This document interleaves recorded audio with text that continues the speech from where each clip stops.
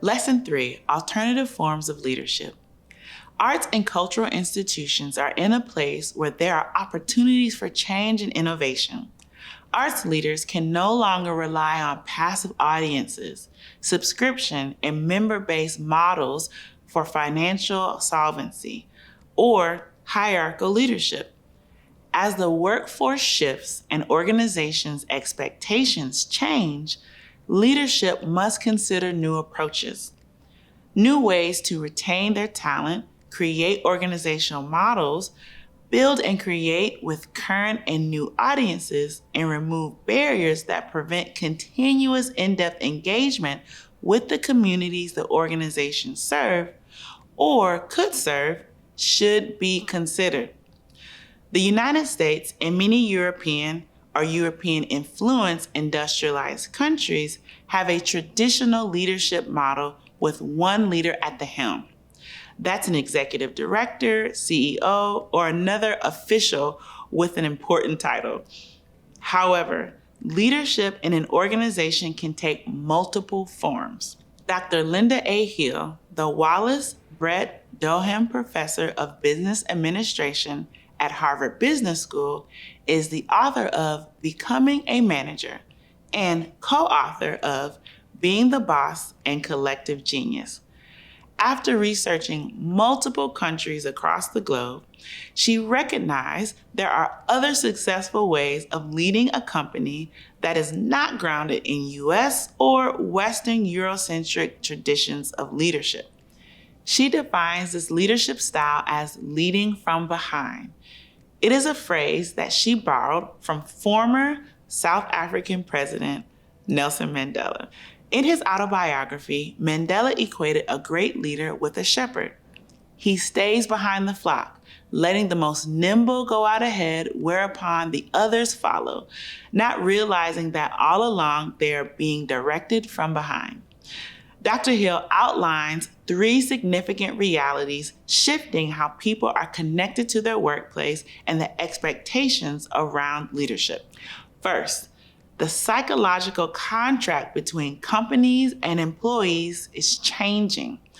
Among other things, people are looking for more meaning and purpose in their work lives. They want and increasingly expect to be valued for who they are and to be able to contribute to something larger than themselves. People expect to have the opportunity to co-author their organization's purpose. They want to be associated with organizations that serve as positive forces in the world. Another way of looking at it is that people of various races, ethnicities, and other diverse identities seek inclusive spaces. Additionally, they want to know that their work has a more significant impact outside of their cubicle. That requires a different kind of relationship between leadership and frontline staff. It's a relationship grounded in transparency and shared power. Second, innovation comes from the team. Continual, sustainable breakthrough innovation will be the key driver of competitiveness. And that innovation is not likely to only come from an individual creative genius. Even though we have many stories of a solitary, brilliant individual who changes the trajectory of a product, a system, or organization, they likely had a team of individuals supporting them in some capacity. Innovation can also look different depending on our focus.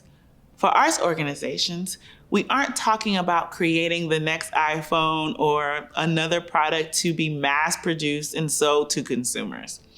Instead, organizational innovation often occurs when there is a shift away from certain organizational assumptions.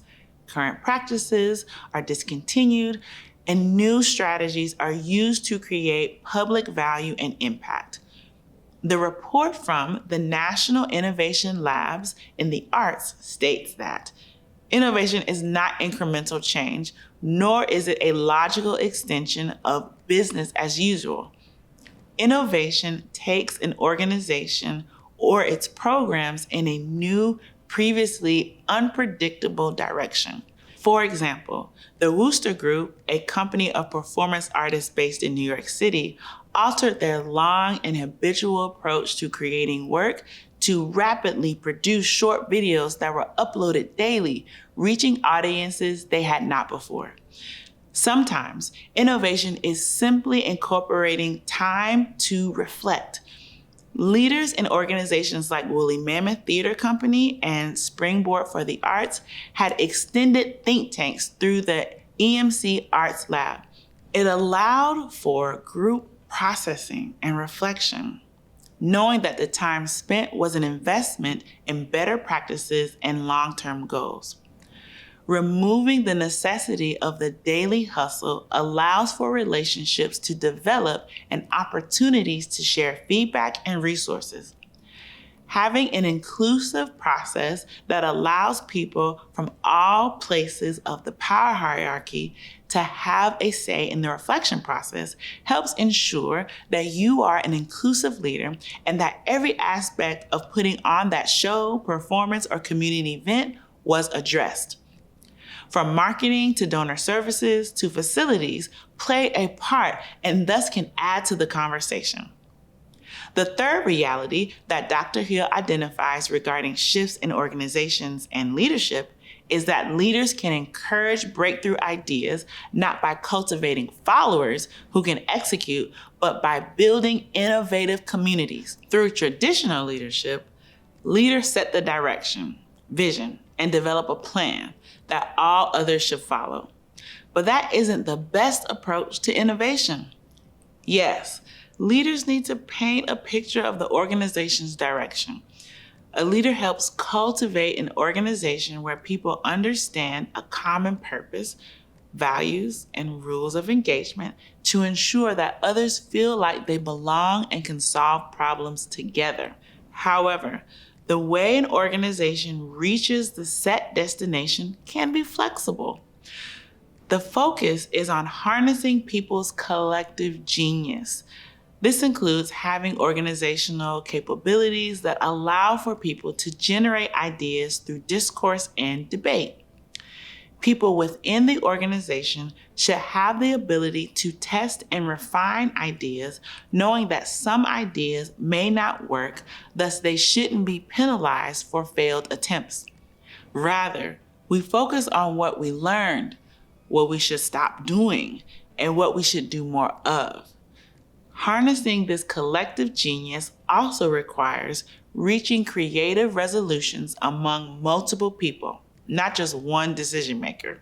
Those who lead from behind will be different from those who traditionally lead in the front. The process and success can look a bit different.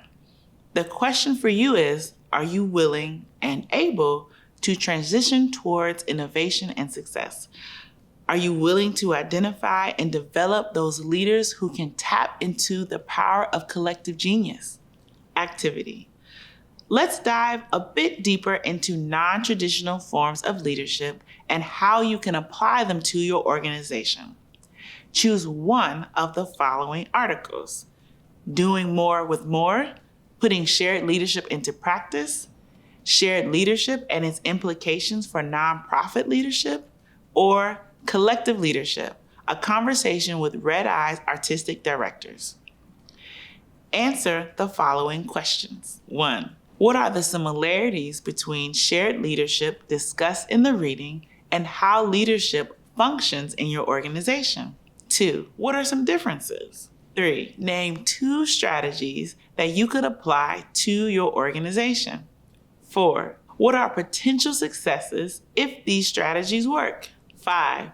What are some potential barriers that could keep you from success using these strategies? 6. Name the first 3 steps you would have to execute to implement one of these strategies. Who do you need to talk to? What policies do you need to review? What do you know? What don't you know? What questions do you need to ask and to whom? Complete this activity and I'll see you in the next lesson.